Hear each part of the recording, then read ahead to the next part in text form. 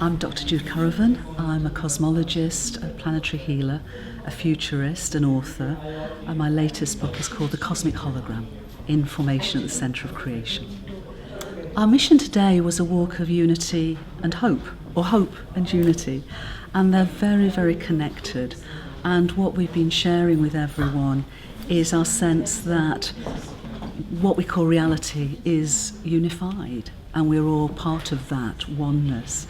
And therefore, unity is who we really are. But it's unity expressed through great diversity, so many different spiritual traditions or none. And as one of the lovely Father Simon said earlier, there are many paths up the same mountain, and that mountain just has one peak. So it is this sort of journey, a journey almost of homecoming into remembering who we really are. There are some wonderful, absolutely wonderful spiritual traditions and religions around the world that many people take comfort in, and it guides their lives, their inner lives. But in the West especially, we've come over the last period of time to sort of see science as being the authoritative voice of the nature of reality. And in one sense that's very helpful, because the scientific method is a great way of coming to a consensus around the nature of reality. The problem is that the mainstream science really hasn't followed the evidence where the evidence has led. And so the mainstream view has been a science that is materialistic, that this reality is the only reality, which of course from spiritual traditions say it's just one of many realities, and that the appearance of separation of our universe is its true nature. And yet now leading edge science is turning that on its head.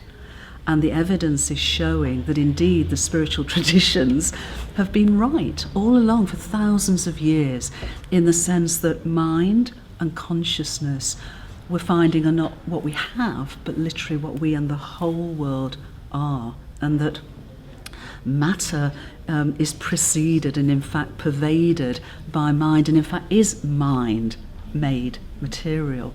So this is a huge, potentially transformational change to the way we view ourselves. And with this science now converging with universal spirituality, there's a possibility of healing our fragmented worldviews and coming to a perspective where instead of coming from a sense of separation, we turn round and come together from a sense of unity, but expressed in beautiful diversity.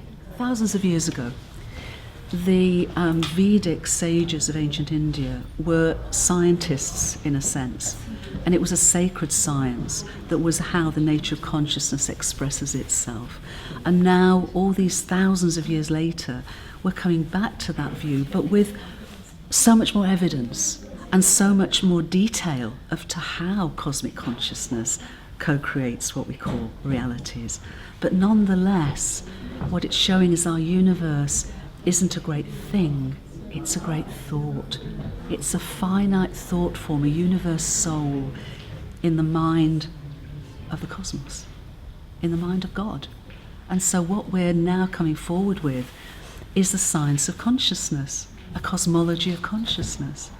And because fear separates and love connects, it's actually the science of love.